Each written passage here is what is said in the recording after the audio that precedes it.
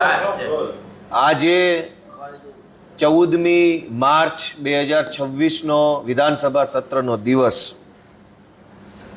મારે આજે ખૂબ જ ખુશી સાથે જણાવવું છે કે આજે મેં વિધાનસભાના ગૃહની અંદર ઊભા થઈ સમાજના એવા વર્ગ માટે અવાજ ઉઠાવ્યો કે જેમની વાત ક્યારેય વિધાનસભા સુધી પહોંચી નથી.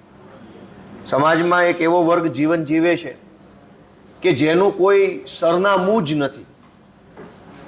આ ભારત દેશ કે ગુજરાત રાજ્યની કોઈ પણ જગ્યાએ 1 ફૂટ જમીનના પણ જેવો માલિક નથી એવા વિચરતી અને વિમુક્ત જાતિના લોકો એટલે કે દેવી પૂજક સમાજ, વણજારા સમાજ, મદારી, રાવળ, નાથ, ચીકલીગર, આ એવા સમાજ છે ગુજરાતમાં રહેતા કે જેનું કોઈ સરનામું જ નથી અને સરકાર પોતે માને છે કે આ લોકો વિચરતી અને વિમુક્ત જાતિ છે કે જેઓ ભટકતું જીવન જીવે છે. મેં જોયું છે કે ગામડામાં જે લોકો પાસે પોતાના ઘરનું ઘર ન હોય એ લોકો મજબૂરીવશ લાચારીમાં ગામની આજુબાજુમાં આવેલી સરકારી જમીન ઉપર કાચું ઝૂંપડું કે કાચું મકાન બનાવીને રહેતા હોય છે અને પછી દર ચૂંટણી ટાણે ભાજપના માણસો કે અન્ય કોઈ પણ માથાભારે માણસો મત આપવા માટે થઈ એમને દબાણ કરે અને ધમકી મારે કે જો તમે ભાજપને મત નહીં આપો તો તમારું આ મકાન છે એ ગેરકાયદેસરનું છે, અમે તોડી નાખીશું. આજે વિસાવદર વિધાનસભાના ખેડૂતોના આશીર્વાદથી જ્યારે હું વિધાનસભામાં બોલી શકું છું ત્યારે ગુજરાતભરના દેવી પૂજક સમાજ, વણજારા સમાજ, છારા સમાજ કે અન્ય પણ રાવળ યોગી સમાજ, જે કંઈ પણ વિચરતી વિમુક્ત જાતિમાં જેમનો સમાવેશ છે એ બધા જ લોકોને સૌથી પહેલા સરકાર સ્થાયી સરનામું આપે, રહેવાનું કંઈક એમને સગવડ કરી આપે, ઘરનો ઘર આપે, પ્લોટ આપે, જમીન આપે, જે સરકારને યોગ્ય લાગે તે, પણ એમને એક સ્થાયી સરનામું આપવામાં આવે એવી રજૂઆત મેં આજે કરી છે.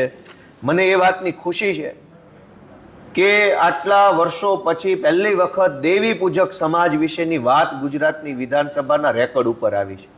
નહીતર મત જોતા હોય તો કદાચ જાય દેવી પૂજકના આંગણે, પણ ક્યારેય દેવી પૂજકોની વાત અહીંયા વિધાનસભા સુધી કોઈ કરતું નથી. હું વિસાવદરના લોકોનો આભાર માનીશ કે એણે મને એ લાયક બનાવ્યો. ત્યારબાદ અમારા વિસાવદર મત વિસ્તારમાં આજે માંગણીની ચર્ચાઓ હતી અને આ માંગણીની ચર્ચામાં શિક્ષણ વિભાગની માંગણી મંત્રી સાહેબ લઈને આવ્યા હતા. એની અંદર મેં અમારા વિસાવદર તાલુકામાં ધોરણ 10 પછી વિજ્ઞાન પ્રવાહની સરકારી શાળા મંજૂર કરવામાં આવે એવી એક માંગણી શિક્ષણ મંત્રી સમક્ષ મેં રજૂ કરી છે. અને ત્યારબાદ એક બીજી વિશેષ ખુશીની બાબત એ પણ છે કે ગુજરાત એક ખેતી અને પશુપાલન આધારિત રાજ્ય છે. અહીંયા ખેતી પછી બીજા નંબરનો સૌથી મોટો વ્યવસાય પશુપાલન છે અને માલધારી સમાજ પશુપાલન સાથે વર્ષોથી જોડાયેલ છે પરંપરાગત રીતે. આજે તારાંકિત પ્રશ્ન 107થી ગુજરાતના મંત્રીશ્રીને મેં પૂછેલું કે માલધારી સમાજને વાડા ગામતળમાં કે સીમતળની અંદર વાડા આપવા બાબતે સરકારની શું વ્યવસ્થા યોજના છે એ બાબતનો મારો પ્રશ્ન હતો.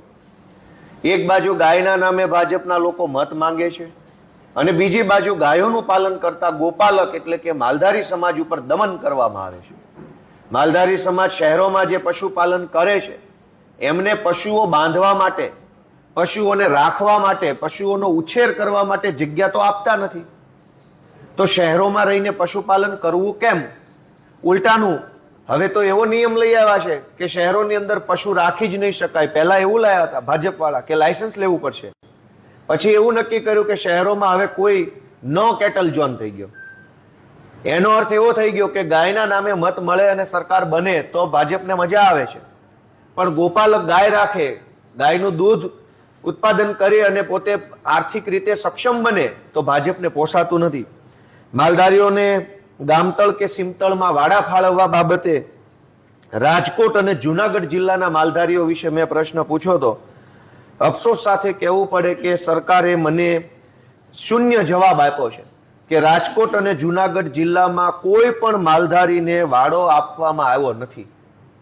ઉદ્યોગપતિઓને આપવા માટે કરોડો એકર જમીન પાણીના ભાવે આપી દે છે. ₹1 મીટરના ભાવે હજારો એકર જમીન ભાજપના મળતિયાઓને આપે છે, પણ જે વ્યક્તિ અમારા વિસાવદરની અંદર જ ગઢવી માલધારી રહે છે, એ વર્ષો પહેલા સાસણના જંગલમાં રહી અને પશુપાલન કરી પોતાનું પરિવારનું ગુજરાન ચલાવતા, પછી એમને વન વિભાગ દ્વારા પરેશાન કરીને બહાર એમને જંગલની બહાર કાઢવામાં આવ્યા.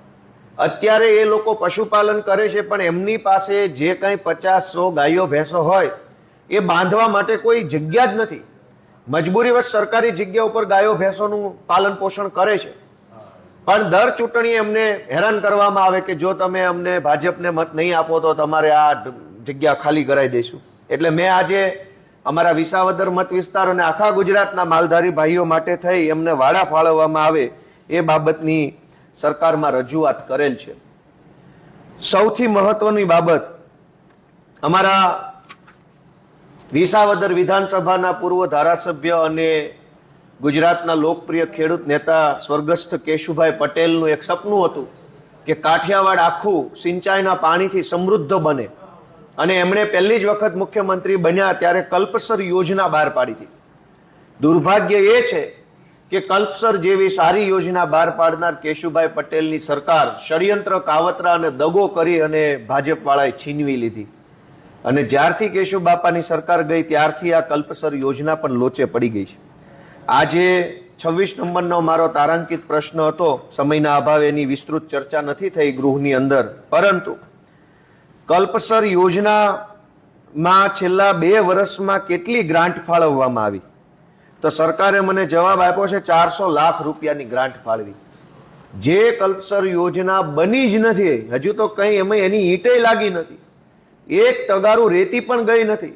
400 લાખ રૂપિયાનો ખર્ચો કલ્પસર યોજના પાછળ માત્ર છેલ્લા 2 વર્ષમાં કર્યો, એવું મને લખીને આપ્યું છે. અને હજુ આ યોજનાનો ડીપીઆર બની રહ્યો છે. ડીપીઆર એટલે ડિટેલ પ્રોજેક્ટ રિપોર્ટ, કે આ કલ્પસર યોજના બનાવવી તો કેવી રીતે, કેમ, ક્યાં, કેમ બનાવવી, એનો હજુ સર્વે ચાલે છે. 25 વર્ષથી હજુ સર્વે ચાલે છે, ને એક બાજુ સર્વે કર્યા પછી તે કરોડો રૂપિયાનો ખર્ચો થાય છે. એટલે કુલ મળીને એવું લાગે છે કે બોલવામાં શુરા અને કામ કરવામાં શૂન્ય એવી આ ભાજપની સરકાર રોજે રોજ વિધાનસભાના માધ્યમથી પોતાની નિષ્ફળતાઓના આંકડાઓ આ તારાંકિત પ્રશ્નના માધ્યમથી અમારા સુધી પહોંચી રહ્યા છે. ભાજપના માણસોને એક વિનંતી કરીએ છીએ કે થોડોક સમય બચ્યો છે, થાય એટલું કામ કરી લો, નહીંતર જનતા જાગૃત થઈ ચૂકી છે. વિસાવદરવાળી આખા ગુજરાતમાં થવાની તૈયારીમાં છે. Thank you.